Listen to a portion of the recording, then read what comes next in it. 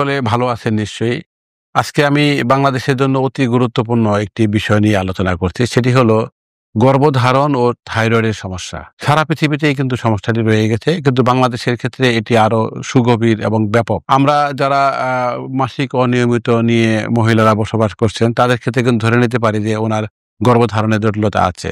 কিন্তু আরো কিছু শারীরিক সমস্যা দেখে আমরা আগেও বুঝতে পারি যে, যেমন ধরুন দৈহিক স্থূলতা আছে, কোনো মহিলার মুখে ছেলেদের মতো দাড়ি রয়ে গেছে, অনেক বেশি ব্রণ হচ্ছে, অথবা ছেলেদের আকারে টাক হয়ে গিয়েছে। তো এগুলা কিন্তু বোঝা যায় যে হয় অন্য হরমোন, কিন্তু প্রধানত থাইরয়েড হরমোনের সমস্যা রয়ে গেছে। কিন্তু এটি বাংলাদেশের জন্য কেন সুগভীর বা ব্যাপক? কারণ পৃথিবীতে জনসংখ্যার অনুপাতে বাংলাদেশের মানুষের মধ্যে থাইরয়েড হরমোনের সমস্যার মাত্রা সবার উপরে। সারা পৃথিবীতে প্রায় ৮২ কোটি থাইরয়েডের সমস্যা রোগী রয়ে গেছেন, কিন্তু এর প্রায় ৪ কোটি কিন্তু বাংলাদেশে, এবং এর মধ্যে সবচেয়ে বেশি হলো হাইপোথাইরয়েডিজম, এবং মহিলারা প্রধানত আক্রান্ত হন। সেজন্য গর্ভধারণের সাথে এর একটা গভীর সম্পর্ক রয়ে গেছে। বাংলাদেশে আমরা যদি ঐতিহাসিকভাবে ভাবি, তাহলে হাইপোথাইরয়েডিজম সেটি প্রধানত আয়োডিনের ঘাটতির জন্য হতো। কিন্তু এখন কিন্তু সেটি এরকম নেই। এখন কিন্তু দেখা গেছে যে যাদের যেহেতু আয়োডিনেশন প্রোগ্রামের কারণে বাংলাদেশের বিভিন্ন পর্যায়ে আয়োডিনজাত লবণ খেয়ে আমরা কিন্তু আয়োডিনের ঘাটতি হয়তো কিছুটা কমিয়ে ফেলেছি।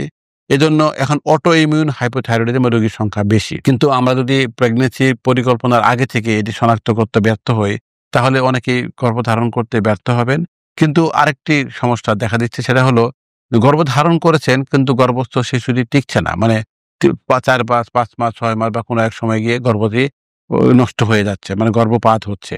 তাহলে এটিকে ঠেকাতে গেলেও আগে থেকেই আমার থাইরয়েড হরমোনের মাত্রা জানতে হবে। বিশেষ করে থাইরয়েড অ্যান্টিবডির উপস্থিতি আছে কিনা সেটি আমাকে জানতে হবে।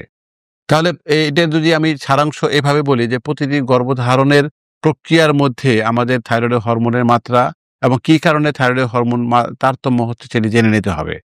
যদি কেউ এটি আগে করতে না পারেন, যেদিন গর্ভধারণ নিশ্চিত হবে সেদিনই ওনাকে জেনে নিতে হবে থাইরয়েড হরমোনের মাত্রা কেমন। কারণ এই যে প্রথম ১২ সপ্তাহ যে সময়টি গর্ভস্থ শিশু পুরাটাই মায়ের হরমোনের উপর নির্ভরশীল, সেখানে যদি মায়ের হরমোনের ঘাটতি থাকে, তো ওই সন্তানটির কিন্তু অঙ্গ-প্রত্যঙ্গ ঠিকভাবে তৈরি হতে পারবে না। কিন্তু সবচেয়ে বেশি আক্রান্ত হবে স্নায়বিক বৃদ্ধি, মস্তিষ্ক এবং অন্য স্নায়ু ঠিকমতো তৈরি হবে না। এটি পরে কিন্তু হরমোন ঠিক করলেও আর এই সমস্যার সমাধান হবে না। তাহলে এটি আগে থেকে আমাকে করতে হবে, এবং পরবর্তী সময়টা, গর্ভধারণের পরবর্তী সময়টাতেও পর্যাপ্তভাবে আমাকে থাইরয়েড হরমোনের মাত্রার পরিমাপ করে ঠিক আছে কিনা জেনে নিয়ে ওষুধ সমন্বয় করতে হবে। যার গর্ভধারণকালীন সময়ে যে মায়ের থাইরয়েড হরমোনের সমস্যা আছে, একে আমরা কিন্তু গর্ভস্থ শিশু জন্মগ্রহণ করার পরে থাইরয়েড হরমোনের মাত্রা দেখে নিব। দেখে নিয়ে আমরা আগে থেকে ধারণা করতে পারি কিছু সমস্যা থাকতে পারে। ধারণা করলেই হবে না, আমরা যে টেস্ট করে নিশ্চিত হয়ে চিকিৎসা করব। এখন যে শিশুটি জন্ম থেকে থাইরয়েড হরমোনের ঘাটতি দিয়ে আসলো, তাকে কিন্তু আজীবনই হয়তো চিকিৎসা করতে হবে। চিকিৎসার সুবিধা হলো যে, বাইরে থেকে ট্যাবলেট খেয়ে এটি কিন্তু ভিতর থেকে হরমোন তৈরি হলে যেরকম ফল পেতাম সেরকমই ফলই পাওয়া যায়, এবং ট্যাবলেটের দামও কিন্তু কম। তাহলে শুধুমাত্র সচেতন হওয়াটা আমাদের জন্য খুব বেশি প্রয়োজন। কিন্তু গর্ভধারণ করার পরও তারপরেও কারো হাইপারথাইরয়েডিজম নামে একটি সমস্যা হতে পারে। কিন্তু কিছু, কিছু মা সন্তান প্রসব করার পরে এই সমস্যায় আক্রান্ত হন। তাহলে টোটাল সময়টা গর্ভধারণের আগে, গর্ভকালীন সময়, গর্ভধারণের সন্তান প্রসবের পরে একটি সুকাঠামো ভিত্তিক একটি স্ক্রিনিং এর মধ্যে মাকে থাকতে হবে। যাতে আমরা কোনোভাবেই কোনো রোগী থাইরয়েড হরমোনের তারতম্যকে মিস না করি।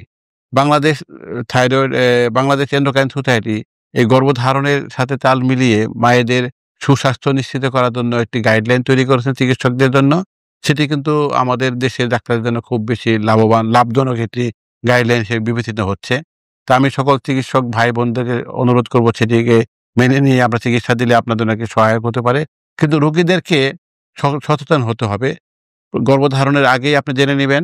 তারপরে একজন হরমোন বিশেষজ্ঞ এন্ডোক্রাইনোলজিস্ট আপনাকে চিকিৎসা দিবেন, এবং এইটি শুধু গর্ভধারণের সময় নয়, পরবর্তী সময়ে চিকিৎসাটি চলবে কিনা সেটি কিন্তু চিকিৎসক আপনাকে বলবে। যেহেতু বাংলাদেশ খুব বেশি ঝুঁকিতে আছে, সকল চিকিৎসক, সকল রোগীর পরিজনদেরকে সচেতন হতে হবে। সকলে ভালো থাকবেন, সুস্থ থাকবেন। You are watching Raj TV, Jagorone, Bangladesh. Please subscribe our channel.